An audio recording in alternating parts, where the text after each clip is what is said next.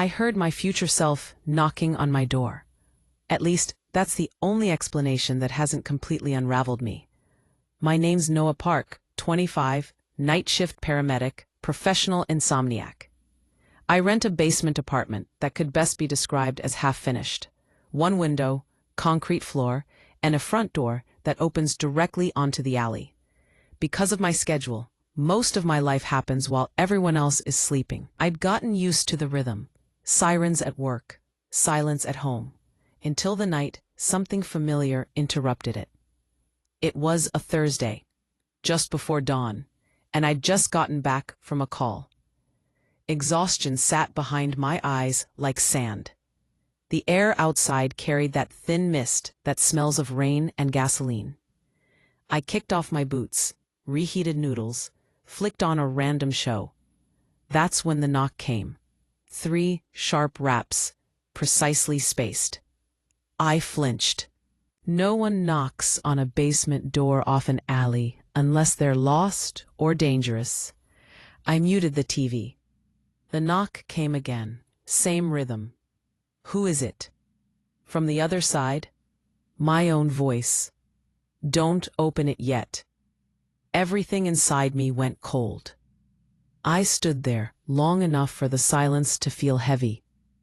Maybe some prank. The alley carried echoes weirdly. Then the voice again, a little calmer, muffled, but unmistakable. I know this sounds terrible, but I need you to listen before the sun comes up. My skin prickled. I looked around for my phone, half ready to call a coworker, just to have someone on the line. Drawer, countertop, nowhere. The knock came a third time, softer. Check your bag, the voice said. You left it there. It was the phone in my work backpack, exactly where I never keep it. That broke me. Adrenaline crashed against reasoning.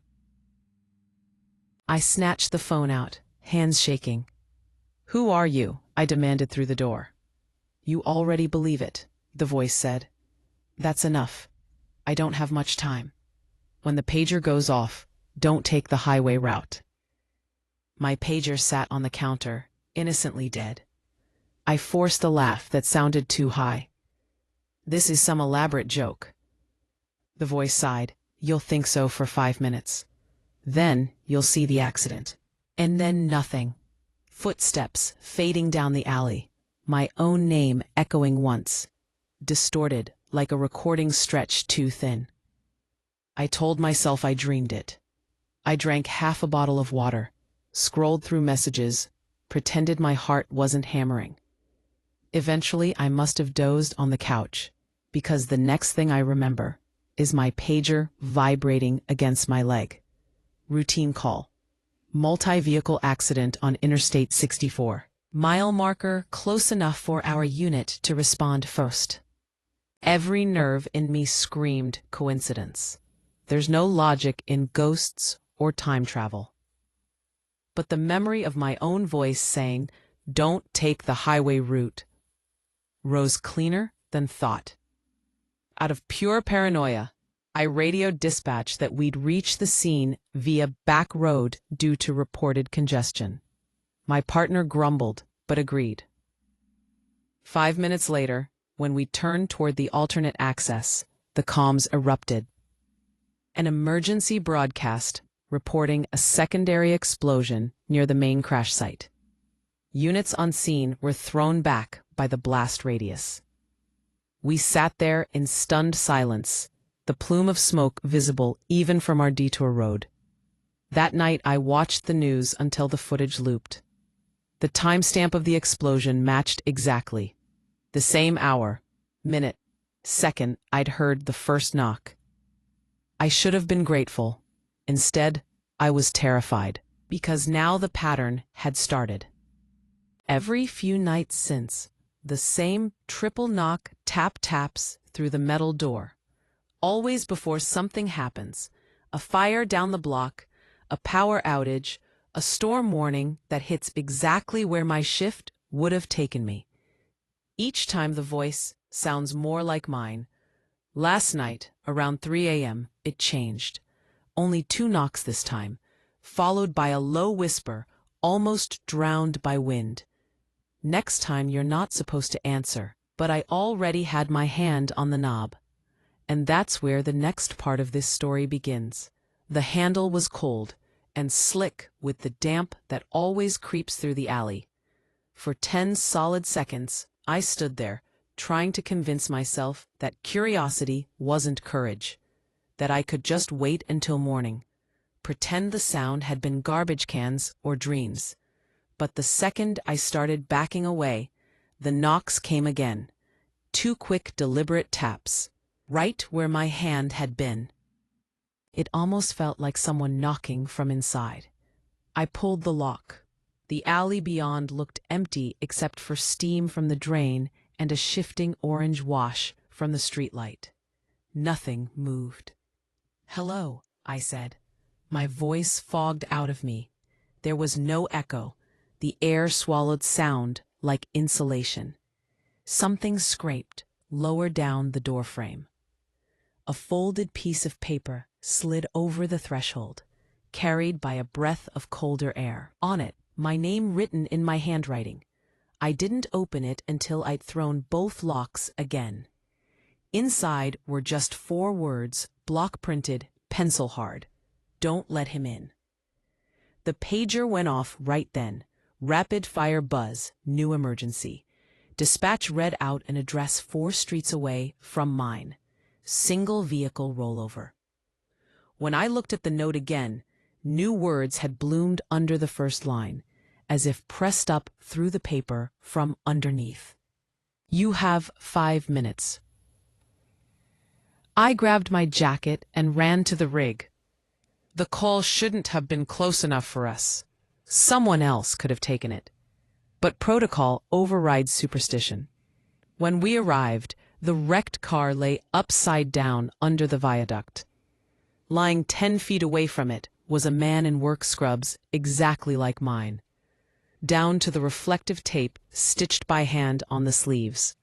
His badge was gone, the name tag torn. His face, my own. I dropped to my knees. The other medics assumed shock, hauled me backward while someone else worked the scene. But I saw enough. Same jaw, same scar on the wrist from a broken watch band years ago. They said later the victim was dead on arrival. No ID found. The cause wasn't the crash.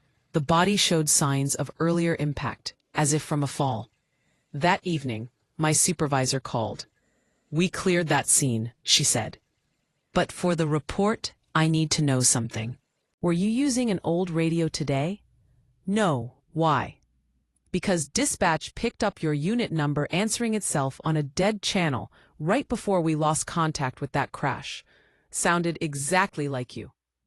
I moved apartments the next day. Basement, gone. No alleys, no metal door. Still, something kept the schedule. 3 nights after the move, at 3 a.m., another knock, this time against the window. High enough that no one standing outside could have reached. 2 taps, pause. My own voice quieter now from somewhere inside my new place. "You weren't supposed to let him die." And then nothing. And then I found the folded note on the kitchen counter in the morning. The pencil lines had bled to gray from moisture, but the words were still legible. "Next time, trade places." No alert then displayed text across the screen I'd never seen from dispatch before. "Incident, location, your door." I haven't gone near it. The metal is cold again, and somewhere beyond it, 2 knuckles keep testing the rhythm, as if learning the pattern back from me. All night the knocks repeated. 2 quick taps, the same patient pause. Each one felt like a heartbeat I could hear through steel. 2:59 a.m., 3:17 a.m., 3:41 a.m. They never sped up, never faded completely. Between them was only the hum of the refrigerator and the smallest scrape now and then, like fingernails tracing the shape of the handle. By 4, I couldn't stand it. I grabbed my medic jacket, the one with the small reflective strip and the stitched scar on the sleeve, and sat at the kitchen table with the pager beside me. Whatever or whoever it was could keep knocking. I wasn't opening that door. The pager lit up anyway. Only one word glowed in the dark: choose. Wind sighed under the door. Then a new sound joined the rhythm. Another knock, lighter, out of sync. One voice outside, one inside, alternating in perfect countertime, like an echo arguing with itself. I don't remember standing up. 1 minute I was across the room. The next my palm rested flat on the door's metal surface. It wasn't cold anymore. It was warm, pulsing faintly as if something alive breathed on the other side. My own voice murmured through the wood. You were supposed to switch. You don't get another warning. I thought about the man under the viaduct, the body that wore my face, and understood what the note had really meant. The him in Don't Let Him In hadn't been a stranger. It had been me, the version that didn't slam on the brakes, the one that took the highway. Pager buzzed again, breaking into that thought. Unit 171 respond, 2 injured, Interstate 64. The same mile marker number as before. Page. I laughed or maybe sobbed. I'm not going back there, I whispered. The knock stopped. For a moment, the world was utterly still. Then a single whisper, right behind my ear, said, I already did. The pager screen went blank. Every digital clock in the apartment reset to 000, beeping once. When the power flickered back, the door stood open a few inches. Alley air drifted in. Wet asphalt, gasoline, ozone. My jacket was still on the table, but it looked wrong. The reflective strip had been half torn away, threads pulled in the exact pattern I'd seen on the other jacket at the crash. I should have run. Instead, I stepped outside. The alley stretched clean and empty. Halfway down lay a folded scrap of duty paper, smeared with oil. On it, the same handwriting that matched mine. Thank you for taking your turn. That was 3 nights ago. The shifts still come through. They even pay me. But sometimes the patients look at me strangely, whispering, Didn't we already have you last month? I don't argue, because every night at 2:59, no matter where I'm stationed, the rig's back door knocks twice, from the inside. I pretend not to hear it, keep driving, and wait for morning to come, wondering which of us will answer next time.